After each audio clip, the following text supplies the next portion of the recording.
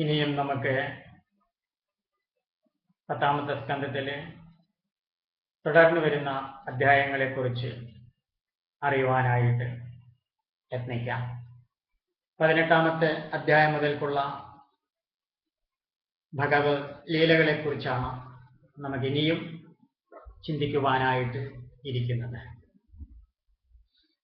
നമ്മുടെ ഭഗവാൻ സച്ചിദാനന്ദ സ്വരൂപി ആയ ഭഗവാൻ പല അത്ഭുത ലീലകളെയും വൃന്ദാവനത്തിൽ ചെയ്തുകൊണ്ടിരുന്നു.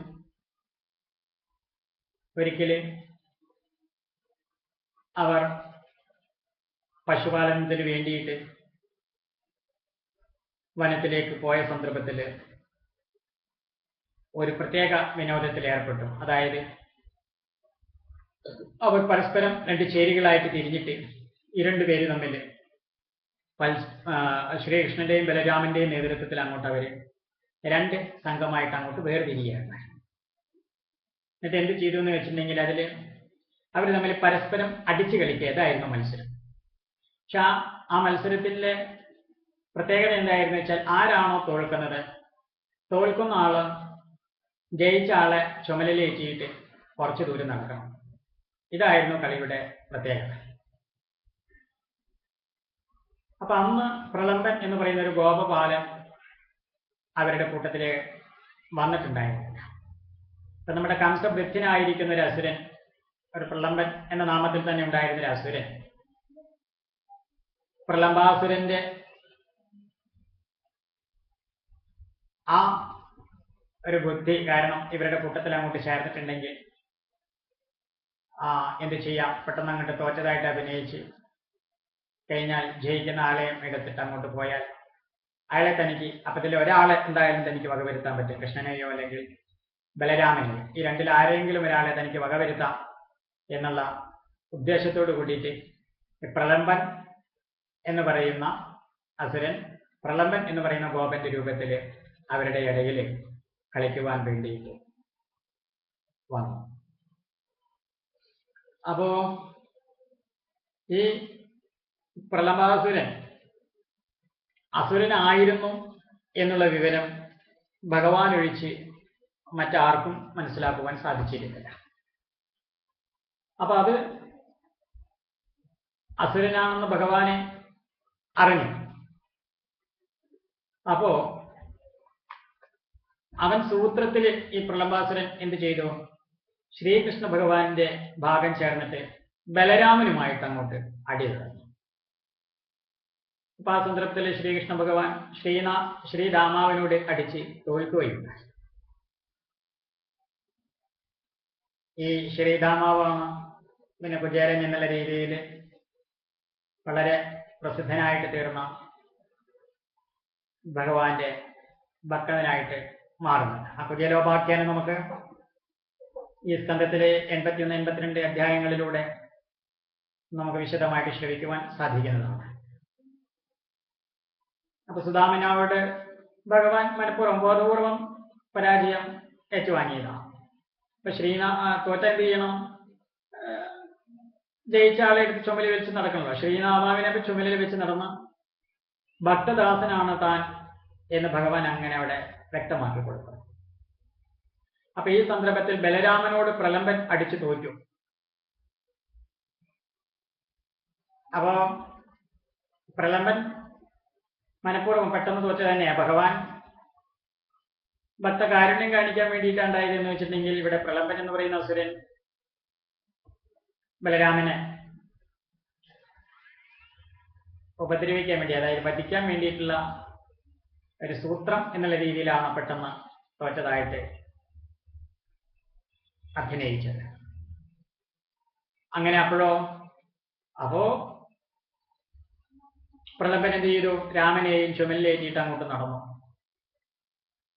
അപ്പോ എത്ര ദൂരമാണ് നടക്കേണ്ടതെന്നുള്ള ഒരു വ്യവസ്ഥ ചെയ്തു വെച്ചിട്ടുണ്ടായിരുന്നു. അപ്പൊ വ്യവസ്ഥയ്ക്ക് ശേഷവും അവര് എന്താണ്, ഈ ബലരാമനെ ഇറക്കാതെ പ്രളംബൻ നടക്കുവാൻ തുടങ്ങി. അപ്പോ വ്യവസ്ഥ ചെയ്ത സ്ഥലം അങ്ങോട്ട് കഴിഞ്ഞപ്പോ പ്രളഭാസുരൻ തൻ്റെ യഥാർത്ഥമായിരിക്കുന്ന ആ ഭീമാകാരമായിരിക്കുന്ന അസുരരൂപം അങ്ങോട്ട് എടുത്തിട്ട് ഓടാൻ തുടങ്ങി. അപ്പൊ ആ രൂപം കണ്ടപ്പോ വാസ്തവത്തില് ബലരാമനും അല്പം ഒന്ന് ഭയപ്പെട്ടു. അപ്പോ തിരിഞ്ഞ് അനുജന്റെ മുഖത്തേക്ക് നോക്കിയപ്പോ അനുജന്റെ ഭാവത്തിൽ നിന്നും കാര്യങ്ങൾ മനസ്സിലാക്കി ബലരാമൻ എന്ത് ചെയ്തു? മുഷ്ടി ചുരുട്ടിപ്പിടിച്ച് ആ പ്രളംബൻ എന്ന് പറയുന്ന അസുരന്റെ മൂർധാവിലോ അറ്റിയിടി അങ്ങോട്ട് കൊടുത്തു. അങ്ങനെ പ്രളംബാസുരൻ അവിടെ ചത്തി വീഴുകയും ചെയ്തു. ബലരാമൻ പ്രളംബാസുരനെ കൊന്നത് കണ്ടപ്പോൾ ഗോപന്മാരും ശ്രീകൃഷ്ണനും ഒക്കെ വളരെയധികം നമ്മുടെ ബലരാമസ്വാമികളെ അന്ന് പ്രോത്സാഹിപ്പിക്കുക, സ്ട്രോക്ക് കൊടുത്ത് എന്നിട്ട് സ്തുതിക്കുകയാണ്. കാരണം നമ്മൾ ഈ സ്തുതിയുടെ പിറകിലുള്ള താല്പര്യം, ഒരാളെ പ്രോത്സാഹിപ്പിക്കുന്നതിന്റെ പിറകിലുള്ള താല്പര്യം വാസ്തവത്തിൽ എന്താണ്? ഏതൊരു കാര്യത്തിന്റെ പേരിലാണോ, ഏതൊരു വിഷയത്തിന്റെ പേരിലാണോ, ഏതൊരു ആശയത്തിന്റെ പേരിലാണോ നമ്മൾ വ്യക്തികളെ അംഗീകരിക്കുന്ന അല്ലെങ്കിൽ സ്തുതിക്കുന്നത് അല്ലെങ്കിൽ പുകഴ്ത്തി പറയുന്നത്, ആ ഒരു ഗുണം, ആ ഒരു പ്രത്യേക കഴിവ് അവരിൽ അങ്ങോട്ട് വളർന്ന് വലുതാവും. അപ്പൊ നല്ല ഗുണങ്ങളെ വ്യക്തികളിൽ നിലനിർത്താൻ വേണ്ടിയിട്ടാണ് വാസ്തവത്തിൽ ഈ പ്രോത്സാഹനം. അപ്പൊ ഇവിടെ അതന്നെയാണ്. അപ്പോ ഇവിടെ ശത്രു നിഗ്രഹം, അതായത് അസുര നിഗ്രഹം. അസുരന്മാരിൽ രജോഗുണികളും തമോഗുണികളായിരിക്കും. ഇപ്പൊ രജോഗുണവും തമോ ഗുണവും ജീവനെ ദുഃഖിപ്പിക്കുന്നവയാണ്. ജീവന്റെ പരമ ലക്ഷ്യം ആത്മാനന്ദം അല്ലെങ്കിൽ ആത്മാനുഭവം വ്യക്തമാവുക, ബോധിക്കുക എന്നുള്ളതാണ്. ആത്മജ്ഞാനത്തിന് വിഘാതമായിരിക്കുന്ന ആസുരികവും രാക്ഷസീയവുമായിരിക്കുന്ന വൃത്തികളെ ഇവിടെ സാത്വികമായിരിക്കുന്ന ഗുണവൃത്തികളെ കൊണ്ട് ജയിക്കുന്നതായിട്ടാണ് നമുക്ക് ഈ കഥകളിൽ നിന്നൊക്കെ മനസ്സിലാക്കുവാൻ കഴിയുന്ന ആന്തരികമായ തത്വം. പിന്നീട് ഒരിക്കലും ഈ 19ാമത്തെ അധ്യായത്തിലെ കഥകളെ കുറിച്ചിട്ടാണ് തത്വം നമ്മൾ പിന്നീട് ഒരവസരത്തിൽ, അതായത് ഈ കഥകൾ ഇനിയിപ്പോൾ കുറച്ച് കഥകൾ അങ്ങോട്ട് പറയാം, അല്ലെങ്കിൽ ഓരോ കഥകളും പറഞ്ഞ് അവസാനിപ്പിച്ച് അതിന്റെ തത്വം, അങ്ങനെ വലിയൊരു വിശദീകരണത്തിന്റെ ആവശ്യകത ഈ ഭാഗവത ധ്യാനത്തിന്റെ വിശകലനത്തിൽ ഇപ്പോൾ ഉദ്ദേശിക്കുന്നില്ല. അപ്പൊ അതുകൊണ്ട് നമുക്കിപ്പോ കുറച്ച് കഥകൾ അങ്ങോട്ട് പറഞ്ഞ് അവസാനിപ്പിച്ച് പിന്നീട് അവയുടെ ആ തത്വത്തെ ഒന്നും സംക്ഷിപ്തമായിട്ട് പറയാൻ വേണ്ടിയിട്ട് ശ്രമിക്കാം. അപ്പോ ഇനി നമുക്ക് അധ്യായം 19ാമത്തില് എന്താണ് പറയുന്നത് നോക്കാം. ഒരിക്കല് കുട്ടികളെല്ലാം കളിച്ചുകൊണ്ടിരിക്കുമ്പോൾ പശുക്കൾ എന്ത് ചെയ്തു? നല്ല പുല്ല് നോക്കി തിന്നുകൊണ്ട് വളരെ ദൂരം പോയി ഇഷീകാടവി എന്ന് പറയുന്ന കാട്ടിലങ്ങോട്ട് അകപ്പെടുകയുണ്ടായി. ഇപ്പൊ പുൽക്കൂട്ടങ്ങൾ ഉണങ്ങി നിൽക്കുന്ന ആ കാട്ടിൽ നിന്നും പുറത്തേക്കുള്ള വഴി അറിയാതെ വിഷമിച്ച് ദാഹിച്ച് തളർന്ന അവർ ഉച്ചത്തിൽ ഭഗവാനെ വിളിച്ച് കരയുവാൻ തുടങ്ങി.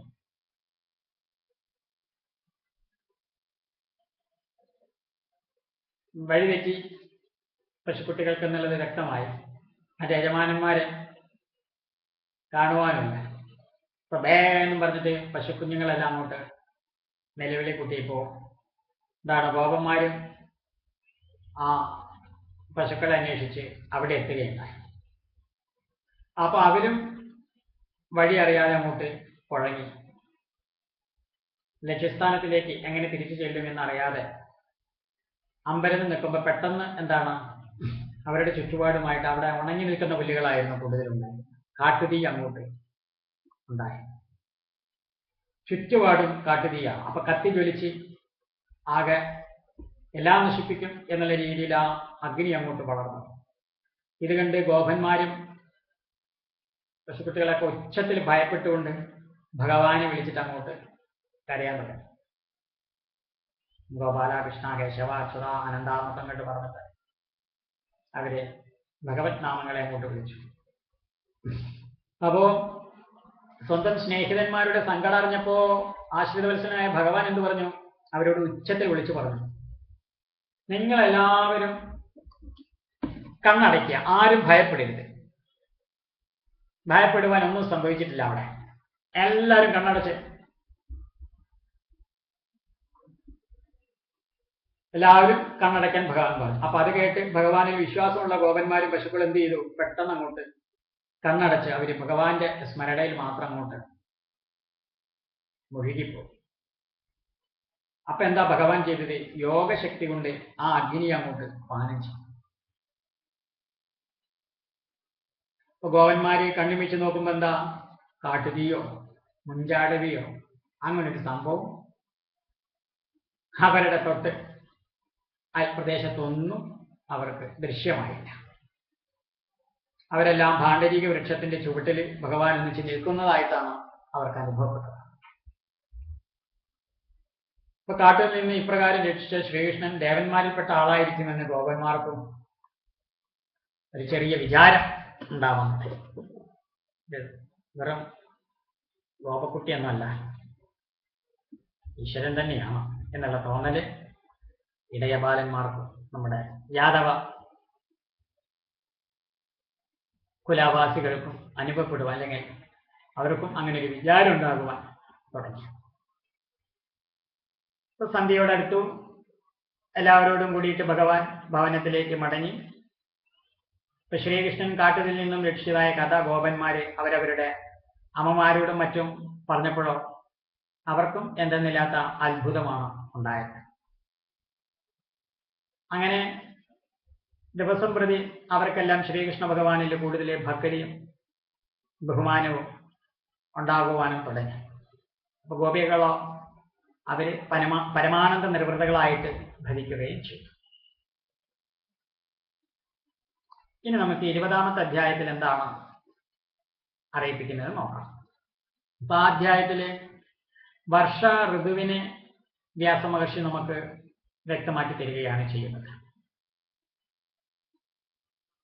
അതായത് പ്രകൃതിയിൽ മനസ്സിലാക്കാവുന്ന ഹേയോപാധേയങ്ങളെ കൂടി ഇവിടെ വിശദീകരിക്കുകയാണ് ഈ ഭാഗവതത്തിൽ ചെയ്തിരിക്കുന്നത്. അതായത് നീലമേഘങ്ങളാൽ നിറയപ്പെട്ട ആകാശം ശ്രീകൃഷ്ണ ഭഗവാന്റെ ദേഹം പോലെ ശോഭിച്ചു.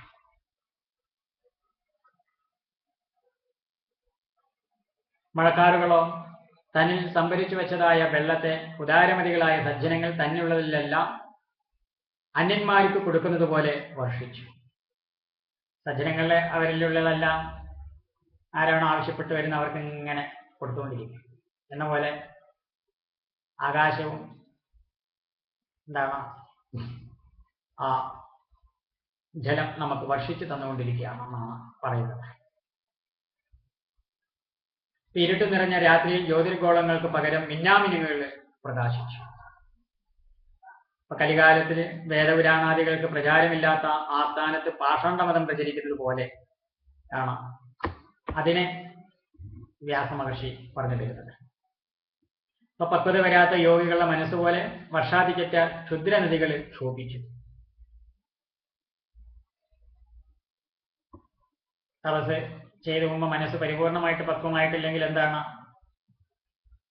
ചെറിയ ചെറിയ സിദ്ധികളും കഴിവുകളും അനുഗ്രഹങ്ങളൊക്കെ ലഭിക്കുന്നുള്ള അങ്ങോട്ട് മതിമറന്ന് അഹങ്കരിക്കാൻ തുടങ്ങും ചില യോഗിമാരും സന്യാസിമാരെല്ലാം എന്ന പോലെയാണ് ഇപ്പൊ ഇവിടെ ഇത് പറയുന്നത്. പിന്നെ അഹങ്കാരം ആത്മസ്വരൂപത്തെ മറയ്ക്കുന്ന പോലെ മഴക്കാറുകൾ ചന്ദ്രനെ മറച്ചു. പുല്ലുകൾ ധാരാളം മുളച്ച് പടരുക കാരണം വഴികൾ അറിയാതെയായി. അപ്പൊ അഭ്യാസമില്ലാത്ത വേദമന്ത്രങ്ങൾ എന്നതുപോലെ പുല്ലുകൾ ധാരാളം അത് കാടായിട്ട് തീർന്ന എന്താണ്? ഏത് വഴിക്ക് പോകണമെന്ന്, അതാണ് കാടിന്റെ പ്രത്യേകത. ഏത് വഴിക്ക് പോകണം നമുക്ക് വഴി അറിയില്ല. വേദമന്ത്രങ്ങളും അതുപോലെയുള്ള കാര്യങ്ങളൊക്കെ വളരെയധികം ഉണ്ടായി എന്ന് വെച്ചാൽ ഏതിനെങ്കിലും ഒന്നിനെ പിന്തുടരുന്നില്ലെങ്കിൽ അതുകൊണ്ടൊക്കെ വല്ല പ്രയോജനമുണ്ടോ? അതില്ല എന്ന് കാണിക്കുക. അപ്പൊ പ്രാരബ്ധങ്ങളാൽ ദുഃഖിച്ചുകൊണ്ടിരിക്കുന്ന ഗൃഹസ്ഥൻ ഭക്തസമാഗമത്താൽ സന്തോഷിക്കുന്നത് പോലെ മേഘങ്ങളെ കണ്ട് മയിലുകൾ സന്തോഷിച്ച് നൃത്തം വെച്ചു.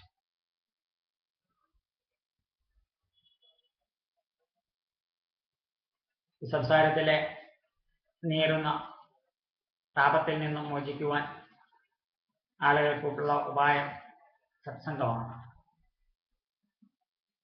അപ്പൊ സത്സംഗം ഉണ്ടാകുമ്പോൾ അവരവരുടെ എന്താണ് എല്ലാ വേദനകളും തൽക്കാലത്തിലേക്ക് മറക്കുകയാണ്. പിന്നെ ആ സത്സംഗത്തിൽ നിന്ന് അവർക്ക് ജ്ഞാനം അവബോധമായിട്ട് പ്രകാശിക്കുവാൻ സാധിച്ചാലും അവർ നിത്യതൃപ്തന്മാരായിട്ട് തീരുകയും ചെയ്യും. അപ്പൊ ഇവിടെ പിന്നെ പറയാണ്, തോടുകളിൽ വെള്ളം പൊങ്ങുകയാൽ വക്കത്തുള്ള മടിയിൽ വെള്ളം കയറി അതിൽ താമസിക്കുന്ന കുളക്കോഴികളുടെ മുട്ടകൾ ചീഞ്ഞുപോയി, മടവെള്ളത്തിൽ അലിഞ്ഞു ചേർന്നു. എത്ര പ്രാവശ്യം ഇങ്ങനെ ആപത്ത് വന്നാൽ ആ പക്ഷി പിന്നെയും ആ തോട്ടുവാക്കത്തിൽ നിന്നും പോകുകയില്ല. ഇതുപോലെ എന്ത് തന്നെ ആപത്ത് വന്നാലും മനുഷ്യൻ ഈശ്വരനെ സ്മരിക്കാതെ ഗൃഹസ്ഥാശ്രമത്തിൽ തന്നെ കഴിഞ്ഞുകൂടുന്നതാണ് അത് കാണിക്കുന്നത്. ഈ ആപത്തുകളും പ്രതികൂലങ്ങളും പ്രതിസന്ധികളും വരുമ്പോഴും അതിന് ശരിയായിരിക്കുന്ന പരിഹാരം, ആശ്വാസം തേടുവാൻ ശ്രമിക്കാതെ ഒരു മിഥ്യാഭിമാനത്തിലും അഹങ്കാരത്തിലും മതിമറന്നുകൊണ്ട് ഈശ്വരനെ ഓർക്കാതെ മുന്നിലേക്ക് പോകുന്നത് പോലെയാണ് ഈ കുളക്കോഴികളുടെ ജീവിതത്തിൽ നിന്നും കാണിച്ചു തരുന്നത്. അപ്പൊ അങ്ങനെയുള്ള വർഷകാലത്തും ഭഗവാന്റെ ലീലകൾക്ക് യാതൊരു മാറ്റവും ഉണ്ടായിരുന്നില്ല. മഴ പെയ്യുമ്പോൾ ഗോവർദ്ധന ഗുഹകളിലും മരത്തിന്റെ ചുവട്ടിലും മറ്റും ഇരുന്ന് കളിച്ചുകൊണ്ടിരിക്കും. ക്രമേണ വർഷം കഴിഞ്ഞ് ശരത്കാലം തുടങ്ങി. അപ്പൊ ഹേയോപാദേയങ്ങളെ കാണിച്ചുകൊണ്ട് അതിനെയും വർണ്ണിക്കാം. പുഴകളിലെയും കുളങ്ങളിലെയും വെള്ളം തെളിഞ്ഞു വന്നു. അത് ഏതുപോലെയാണെന്നാ പറയുന്നത്? ഈശ്വരഭജനം ചെയ്താൽ മനസ്സ് തെളിഞ്ഞു വരുന്നത് പോലെയാണ്. നിരന്തരമായി ഈശ്വരന്റെ മൂലമന്ത്രം ജപിച്ചു കഴിഞ്ഞാൽ നമ്മുടെ മനസ്സ് പരിപൂർണമാകും, സംതൃപ്തമാകും, ആനന്ദമാകും. പിന്നെ പറയുന്നു, വെള്ളം കയറുമ്പോൾ പുഴകളിൽ നിന്നും ചെറിയ മത്സ്യങ്ങൾ കുണ്ടുകളിൽ കിടന്ന ഇവിടെ വർഷം കഴിഞ്ഞ് വെള്ളം ഇറങ്ങുന്നത് അറിയുന്നില്ല. ക്രമേണ വെള്ളം തീരെ പറ്റി മത്സ്യങ്ങൾ ചത്തുപോവുകയും ചെയ്യണം. ഇതുപോലെ ഗ്രഹരൂപത്തിൽപ്പെട്ട വിഷയങ്ങൾ ആയുസ് കുറഞ്ഞു കുറഞ്ഞു വരുന്നത് അറിയുന്നേയില്ല.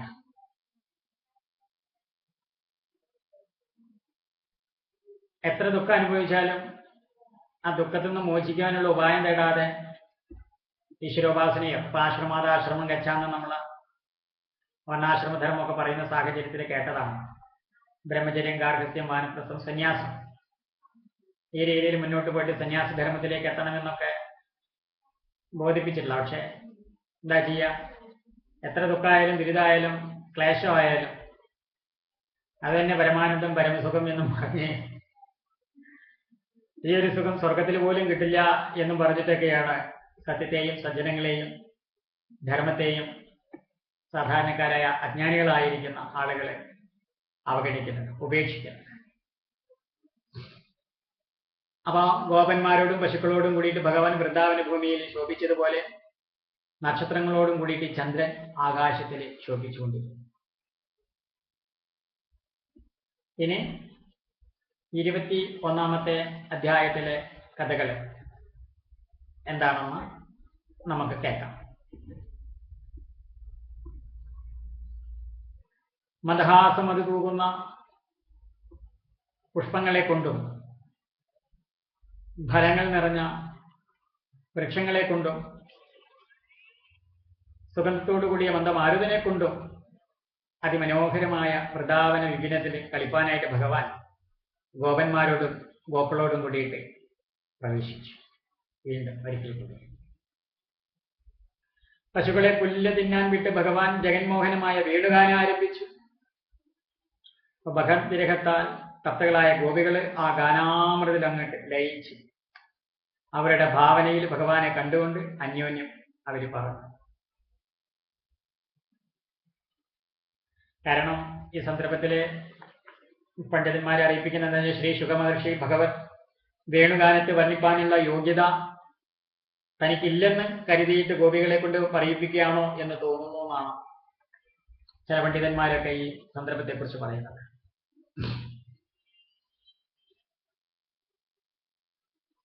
വേണുഗാനത്തെ വർണ്ണിക്കാൻ ഭാവിച്ച ഗോപിക്ക് പ്രേമസ്വരൂപനായ ഭഗവാന്റെ മോഹന രൂപം ഉള്ളിൽ അങ്ങോട്ട് പ്രകാശിച്ചു. പ്രേമത്താൽ വിവശയായി ശബ്ദം പുറപ്പെടാതെ ഇരുന്ന് സാവധാനം തന്റെ സഖികളോട് പറഞ്ഞു. പീലിത്തിരുമിടി ശിരസിലും കന്യകാരകുസുമം തൃക്കാവിലും പീതാംബരപ്പെട്ട് അരയിലും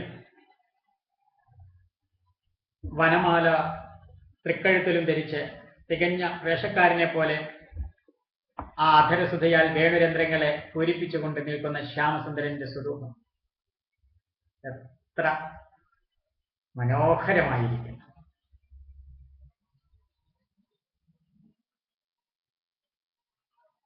അല്ലയോ സഖികളെ, മുരളീജൂഷ്ടമായ മുകുന്ദാനന്ദത്തെ കാണുന്നത് മാത്രമാണ് കണ്ണുകളുടെ സാഫല്യം.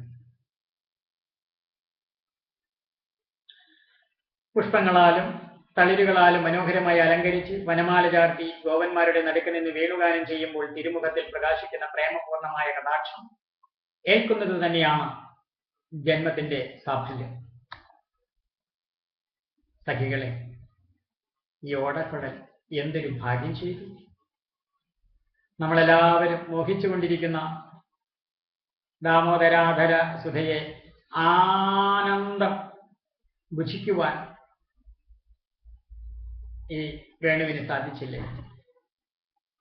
ആ ഗോവിന്ദമൂർത്തിയുടെ പാദസ്പർശമേൽക്കുന്ന ഈ വൃന്ദാവനം തന്നെയാണ് ഏറ്റവും പുണ്യം ചെയ്ത പുണ്യഭൂമി.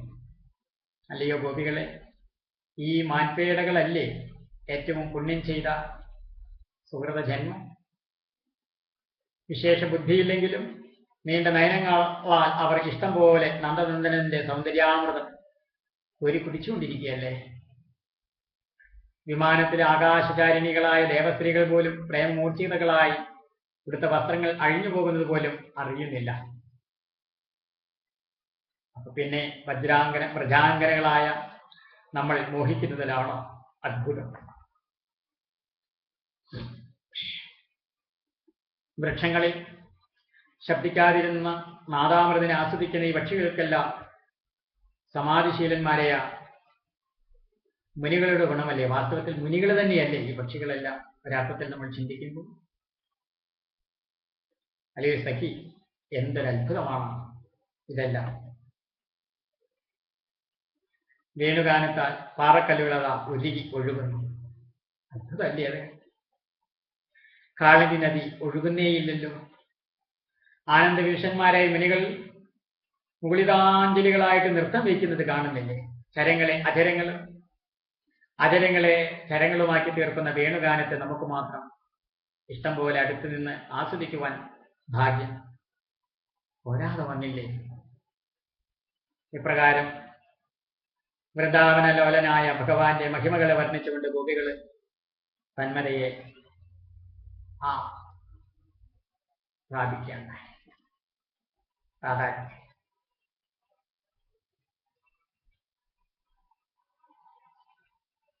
ഇനി നമുക്ക് അധ്യായം 22 കഥാഭാഗങ്ങളെ പരിശോധിക്കാം. ശ്രീകൃഷ്ണ ഭഗവാന്റെ സൗന്ദര്യം, സംഗീതം, കരുണ തുടങ്ങിയ ഗുണങ്ങളെ കൊണ്ട് ആകർഷചിത്തകളായ ഗോപികൾക്ക് ഒരു നിമിഷം പോലും അവിടുത്തെ വിട്ടിരിക്കുക സാധ്യമല്ലാതായിട്ട് തീർന്നു കഴിഞ്ഞിരിക്കുകയാണ്.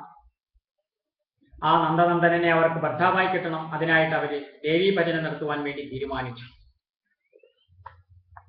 അവർ അതിനെ വൃശ്ചിക മാസത്തിലാണ് ഭജനം ആരംഭിച്ചത്. എന്ത് ചെയ്തു? അവര് അരുണോദയത്തിൽ എഴുന്നേറ്റ് ഗോപികളെല്ലാവരും ഒത്തുചേർന്ന് നിവേദ്യത്തിനുള്ള സാധനങ്ങളെല്ലാം കയ്യിലെടുത്തിട്ട് ഭഗവാനെ കുറിച്ചിട്ടുള്ള പാട്ടുകളും പാടിക്കൊണ്ട് കാളിന്തി പുഴയിലെത്തി. വസ്ത്രങ്ങളും സാധനങ്ങളും എല്ലാം കരയിൽ വെച്ച് വെള്ളത്തിൽ കുറെ നേരം പാട്ടുപാടി കളിക്കും. കളി എല്ലാം കഴിഞ്ഞോ അവർ കുളിക്കും. കുളി കഴിഞ്ഞ് മണൽ കൊണ്ട് അവർ ദേവീ വിഗ്രഹം തീർത്ത് ജലഗന്ധ പുഷ്പ ധൂപ ദീപാദികളാൽ ഭദ്രകാളിയെ പൂജി പുഷ്പങ്ങൾ ആരാധിച്ച് അവർ പ്രാർത്ഥിക്കും. എന്തായിരുന്നു അവർ പ്രാർത്ഥിച്ചിരുന്നത്? കേട്ടില്ലേ? കാത്യായനി മഹാമായേ എന്നൊക്കെ പറയുന്ന മന്ത്രം കേട്ടിട്ടുണ്ടായിരിക്കും. കാത്യായനി, മഹാമായി, മഹായോഗിനി, ത്രിമൂർത്തികളെയും അധീനത്തിൽ വെച്ച ദേവി, നന്ദനന്ദനൻ എന്റെ ഭർത്താവായിട്ട് വരേണമേ, ഇങ്ങനെ പ്രാർത്ഥന നടത്തി അവര് പൂജ അവസാനിപ്പിച്ച് അവരുടെ വ്രതങ്ങളിലേക്ക് മടങ്ങിപ്പോകും. സുമാരി നമ്മുടെ വൃശ്ചികമാസം മുഴുവനും അവരുടെ ഭജനം അവരപ്രകാരം ചെയ്തു. മാസാവസാനത്തിലൊരു ദിവസം അവർ വസ്ത്രങ്ങളെല്ലാം കരയിൽ വെച്ച് വെള്ളത്തിൽ പാട്ടും പാടി കളിക്കുകയായിരുന്നു. ഭഗവാൻ അവരെ അനുഗ്രഹിച്ച് വരം കൊടുക്കുവാനായിട്ട് കുട്ടികളോടും കൂടിയിട്ട് അവിടെ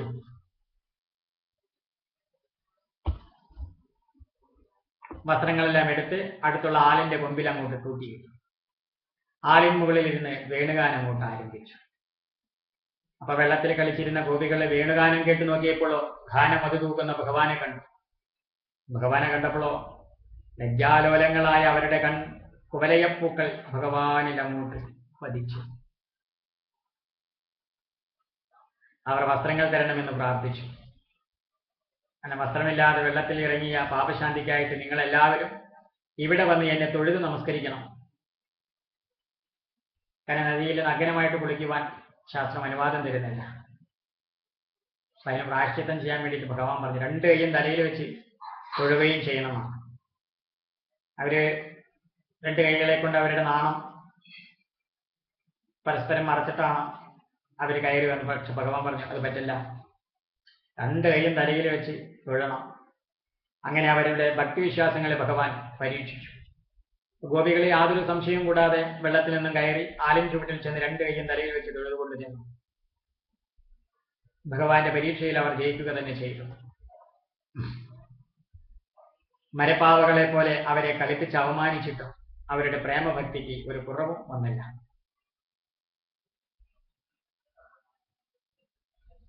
അപ്പോ ഭഗവാൻ സന്തുഷ്ടനായിരിക്കുന്ന ഭഗവാൻ അവർക്ക് വസ്ത്രമെല്ലാം തിരിച്ചു കൊടുത്തു.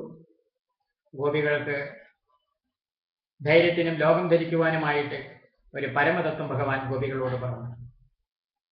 അടുത്തു വരുന്ന ശരത്കാല രാത്രികളിൽ നിങ്ങളുടെ അഭീഷ്ടം സാധിക്കുന്നതാണ്. വറുത്തു പൊടിച്ച വിത്ത് അമൃത് കൊണ്ട് നനച്ചാലും മുളയ്ക്കാത്തതുപോലെ എന്നിലുള്ളതായ കാമ സംസാരത്തിന് കാരണമാകുന്നില്ല. ഇപ്രകാരം ഭഗവാന്റെ വാക്ക് കേട്ട് സന്തുഷ്ടചിത്തകളായ അവർ ഭഗവാനെ തന്നെ ചിന്തിച്ചുകൊണ്ട് വ്രജത്തിലേക്ക് മടങ്ങി. പിന്നീട് ഭഗവാൻ കുട്ടികളോടും കൂടി കളിച്ചുകൊണ്ട് കുറേ ദൂരം സഞ്ചരിച്ചു. ഭക്തിയില്ലാത്ത മനുഷ്യ ജന്മത്തേക്കാൾ പരോപകാരം ചെയ്യുന്ന വൃക്ഷങ്ങളുടെ ജന്മമാണ് ഖേദം എന്നിങ്ങനെ പറഞ്ഞുകൊണ്ട് യമുനയുടെ തീരത്തിൽ മരച്ചുവട്ടിലിരുന്നു. പെട്ടെന്നുണ്ടായ വിശപ്പ് കാരണം ഗോപന്മാർ രാമകൃഷ്ണന്മാരോട് പറയാൻ തുടങ്ങി. അങ്ങനെ 23-ാമത്തെ അധ്യായം ആരംഭിക്കുകയാണ്. അവിടെ അപ്പൊ പറയാണ് എന്താണ് രാമകൃഷ്ണന്മാരോട് അവർ പറയുന്നത്. ഗോപന്മാര്, രാമ കൃഷ്ണ, കഠിനമായ വിശപ്പ് ഞങ്ങളെ വല്ലാതെ ബാധിക്കുന്നു, എന്തെങ്കിലും ആഹാരത്തിന് വഴി പറഞ്ഞു തരണമേ. ഇത് കേട്ട് ഭഗവാൻ യജ്ഞപത്നികളെ അനുഗ്രഹിക്കാൻ ഉദ്ദേശിച്ചുകൊണ്ട് അവരോട് പറഞ്ഞു. നോക്കൂ, ആ ദൂരത്തിൽ കാണുന്ന സ്ഥലം ബ്രാഹ്മണരുടെ യജ്ഞശാലയാണ്. നിങ്ങൾ അവിടെ ചെന്ന് ബ്രാഹ്മണരോട് ചോറ് ചോദിക്കണം. ഇത് കേട്ട യാഗശാലയിൽ ചെന്ന് ബ്രാഹ്മണരെ വന്ദിച്ച് ഗോപന്മാര് ഭക്ഷണം ചോദിച്ചു. അപ്പോഴോ ഭഗവത് ഭക്തിയുടെ കണിക പോലുമില്ലാത്ത ഭൂദേവന്മാര് ഗോപന്മാരുടെ യാചന കേട്ടതായിട്ട് നടിച്ചില്ല. നിരാശരായ ഗോപന്മാര് ശ്രീകൃഷ്ണ ഭഗവാന്റെ അടുത്ത് വന്നിട്ട് വിവരം അറിയിച്ചു. ഇപ്പൊ ലോക സ്വഭാവത്തെ പഠിപ്പിക്കുകയാണ് അവർ ചെയ്തത്. കാരണം ഐശ്വര്യം, ആഭിജാത്യം, വിദ്യ തുടങ്ങിയ ഗുണങ്ങൾ ഉണ്ടായി എന്നിരുന്നാലും അതുകൊണ്ടൊന്നും ഭക്തി ഉണ്ടാകണമെന്നില്ലെന്ന് ഇവിടെ വ്യാസമഹർഷി നമുക്ക് വ്യക്തമായിട്ട് മനസ്സിലാക്കി തീരുകയാണ് ചെയ്യുന്നത്. മറ്റു ഗുണങ്ങളൊന്നുമില്ലെങ്കിലും ഭക്തി ഉണ്ടായി എന്നും വരാം. അപ്പോ ഈ പരമാർത്ഥം ബ്രാഹ്മണരുടെ നിലകൊണ്ട് സ്പഷ്ടമാക്കുകയാണ് ഇവിടെ ചെയ്തിരിക്കുന്നത്. ഭഗവാൻ കുട്ടികളെ യജ്ഞപത്നികളുടെ അടുക്കലേക്ക് ഭക്ഷണത്തിനായിട്ട് പറഞ്ഞു. കുട്ടികളെ തിരിച്ചു വന്ന് പറഞ്ഞു, ഭഗവാനെ അവിടുത്തെ ആ അപേക്ഷയൊന്നും വേദപണ്ഡിതന്മാരിൽ ചെവിക്കൊണ്ടിട്ടില്ല. ഭഗവാൻ പറഞ്ഞു, ഓഹോ അങ്ങനെയാണ്, നിങ്ങൾ അവരുടെ പത്നിമാരുണ്ട് അപ്പുറത്ത്, അവരോട് ചെന്നിട്ട് ആവശ്യപ്പെടുക എന്ന് ഭഗവാൻ അവരെ പറഞ്ഞ് അവർക്ക് ആദ്യത്തേതിൽ സങ്കടം ഉണ്ടെങ്കിലും ഭഗവാൻ പറഞ്ഞാൽ അവർക്ക് തിരസ്കരിക്കാൻ പറ്റില്ല. അവർ വീണ്ടും ചെന്നു, പത്നികളുടെ അടുക്കൽ ചെന്നു. അവർ പത്നിശാലയിൽ ചെന്ന് ആ ബ്രാഹ്മണ സ്ത്രീകളോട് ചോറ് ചോദിച്ചു. അവരെന്താണ് ഭഗവത് കഥാനാമങ്ങളെ കീർത്തിച്ചുകൊണ്ടും ശ്രീകൃഷ്ണ ദർശനത്തെ മോഹിച്ചുകൊണ്ടുമിരിക്കുന്ന ആ പരമഭക്തകൾക്ക് ശ്രീകൃഷ്ണൻ അടുത്തു വന്നിട്ടുണ്ടെന്നും ഭക്ഷണം ആവശ്യപ്പെടുന്നുവെന്നും കേട്ടപ്പോഴോ അവർക്ക് അനിർവചനീയമായ സന്തോഷമാണ് ഉണ്ടായത്.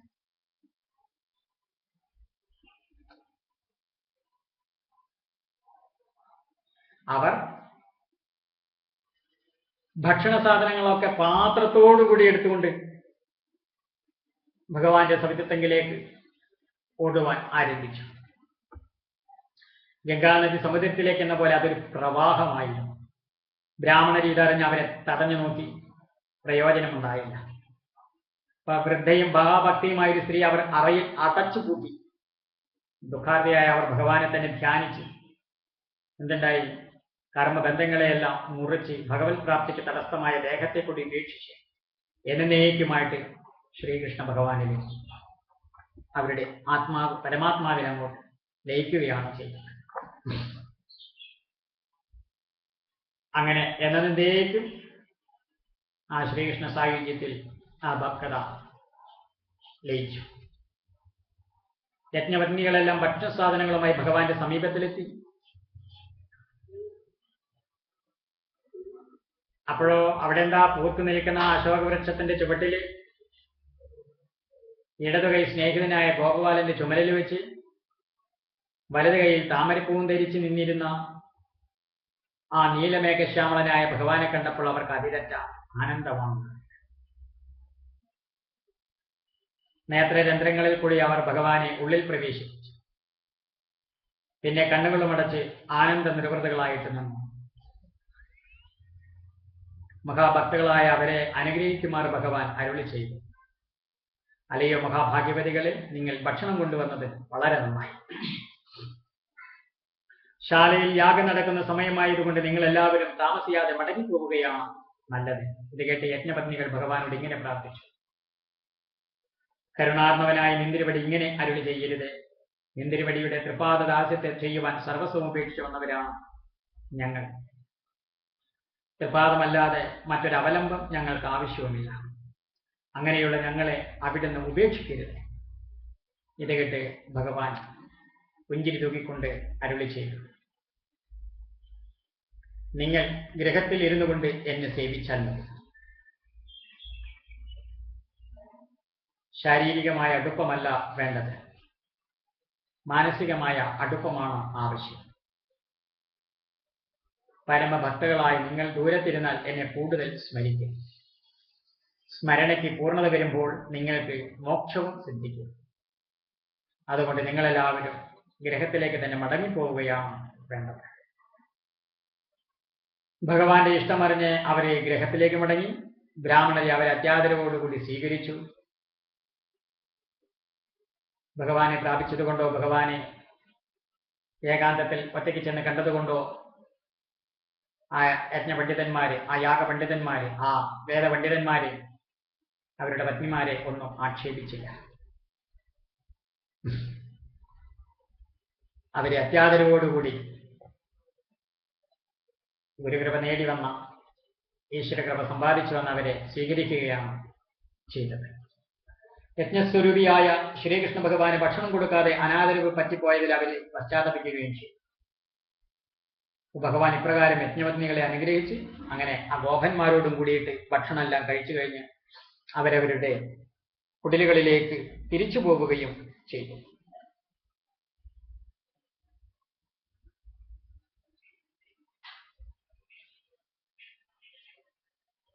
ഇനിയും നമുക്ക് ആ തുടർന്ന് വരുന്ന അധ്യായങ്ങളിലെ കഥാഭാഗങ്ങളെ കുറിച്ചിട്ടാണ് ചിന്തിക്കുവാനായിട്ട് ഉള്ളത്.